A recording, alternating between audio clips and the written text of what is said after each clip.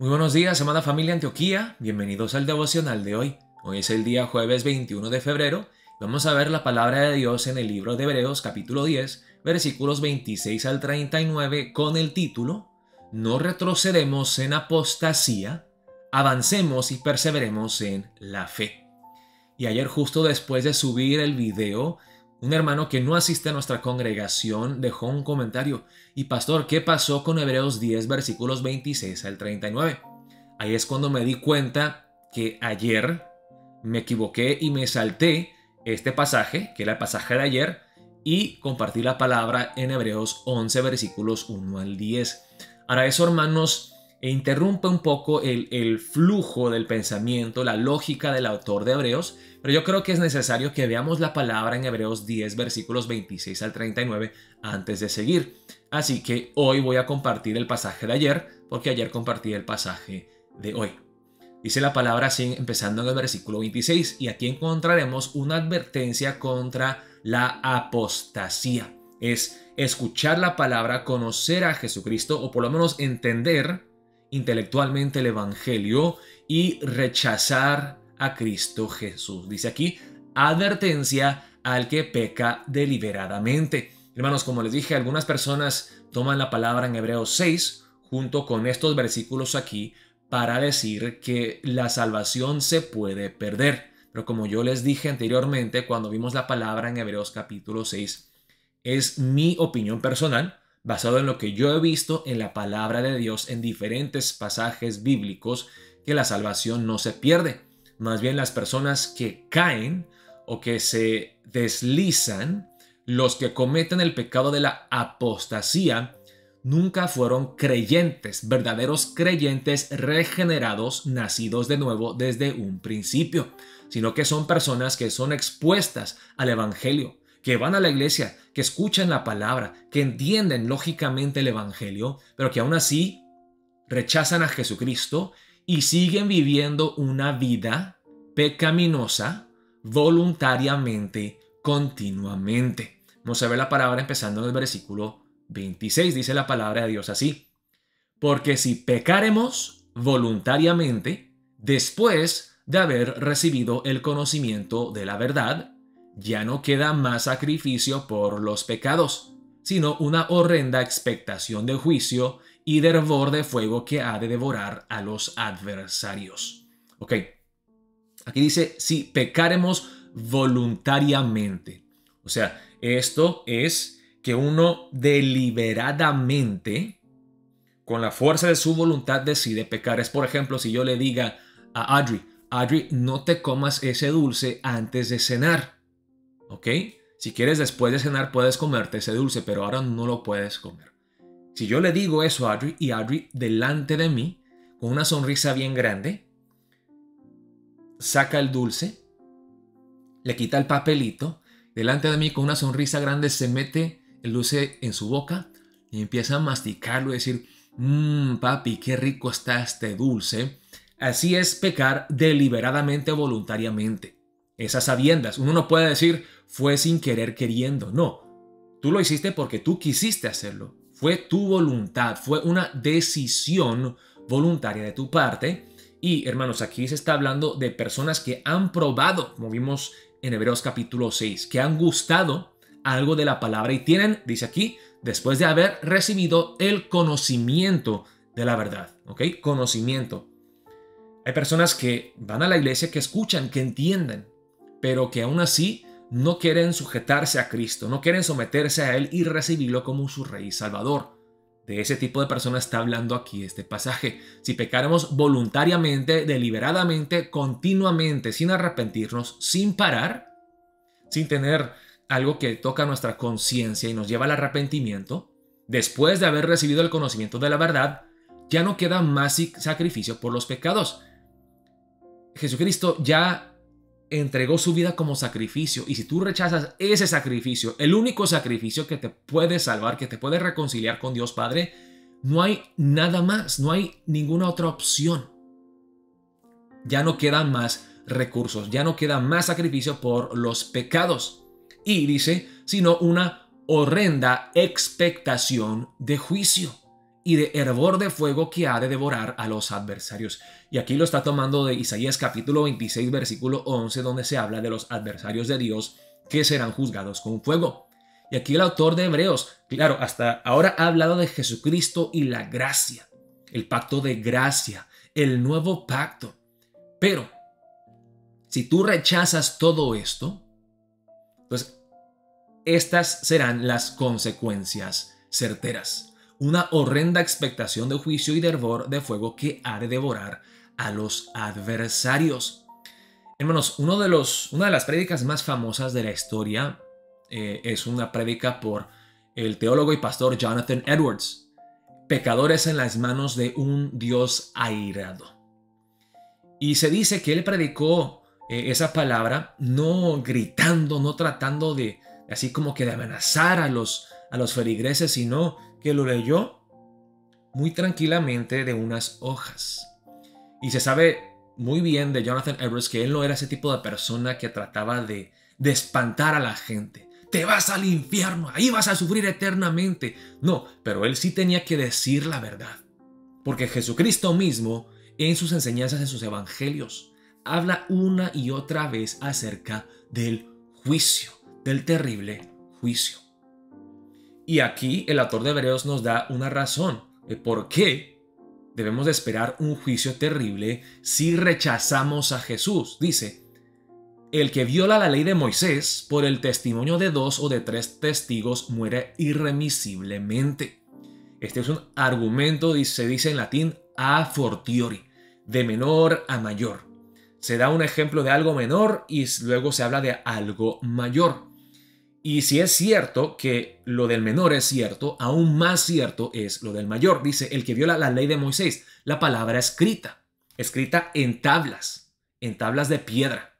Si esas leyes son tan estrictas que al desobedecer esa ley, la palabra escrita, con el testimonio de 2 o 3 personas ya es suficiente para condenar a una persona a la muerte, apedrearlo, ¿cuán más terrible, vil es el pecado que atenta contra Dios, contra el Hijo amado de Dios que entregó su vida, que derramó su sangre por nosotros?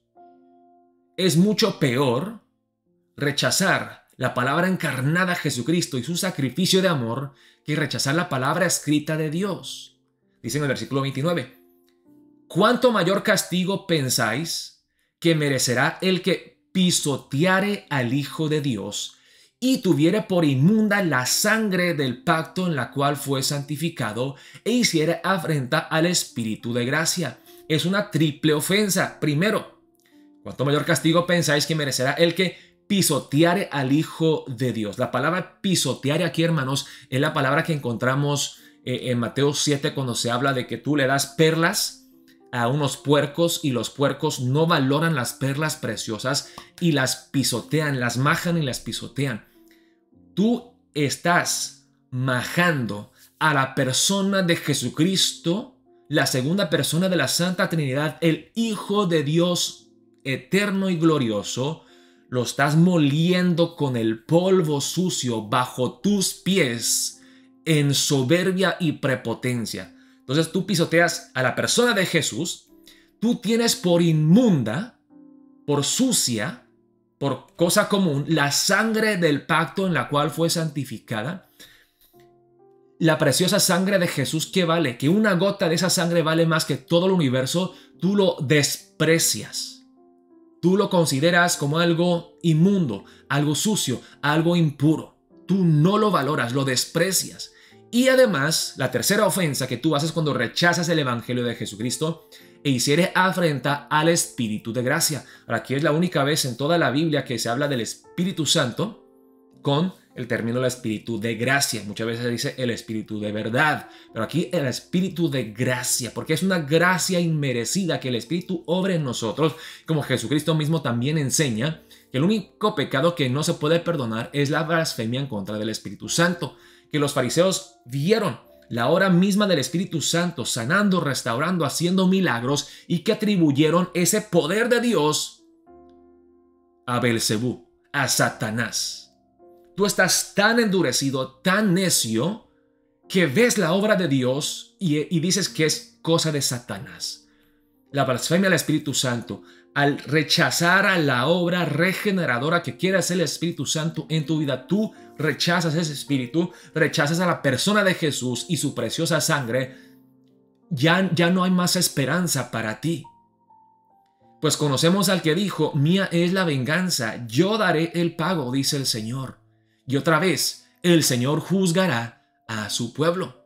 El juicio es bíblico, Dios juzgará a sus adversarios, a los que se oponen a él orgullosamente. Versículo 31. Horrenda cosa es caer en manos del Dios vivo. Y de este versículo predicó el famoso pastor Jonathan Edwards su prédica, pecadores en las manos de un Dios airado, un Dios vivo y poderoso, santo y justo.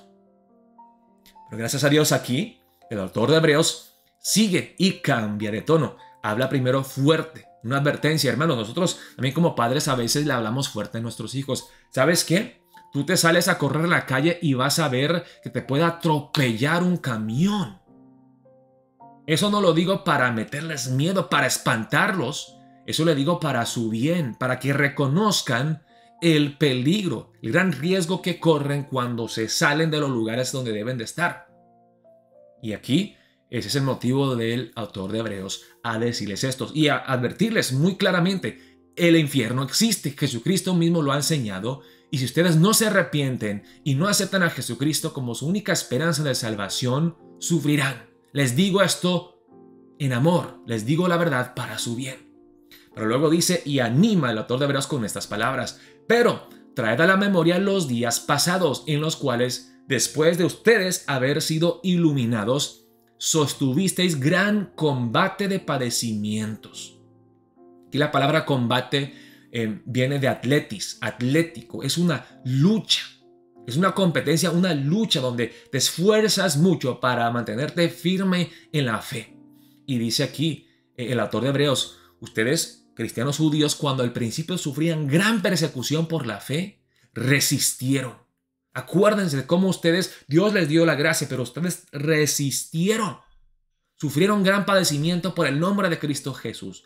Por una parte, ciertamente con vituperios y tribulaciones fuisteis hechos espectáculo. Ustedes fueron humillados delante de personas. Y por otra, llegasteis a ser compañeros de los que estaban en una situación semejante. Porque de los presos también os compadecisteis, y el despojo de vuestros bienes sufristeis con gozo, sabiendo que tenéis en vosotros una mejor y perdurable herencia en los cielos. Ustedes empezaron muy bien, los felicito.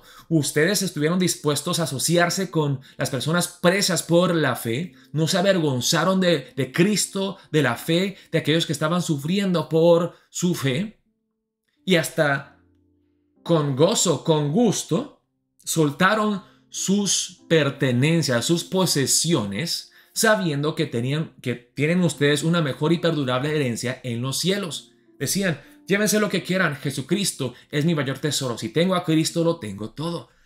Los felicito, muy bien. Empezaron muy bien.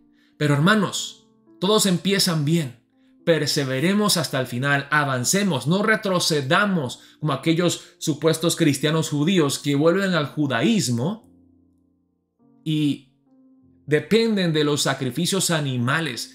No, ellos están rechazando a Cristo, no se dan cuenta de quién están rechazando. No hagan lo mismo que ellos. Avancemos, perseveremos en la fe. Acuérdense de cómo Dios los sustentó y cómo se mantuvieron firmes. Acuérdense del pasado y avancen hacia el futuro. No se quedan estancados, no retrocedan. No perdáis pues vuestra confianza, que tiene grande galardón, porque os es necesaria la paciencia, para que habiendo hecho la voluntad de Dios, obtengáis la promesa. Porque aún un poquito, y el que ha de venir vendrá y no tardará. Ánimo, hermanos, sigamos fieles. Como empezaron con muchas ganas, sigan corriendo la buena carrera de la fe, siguen luchando la batalla de la fe.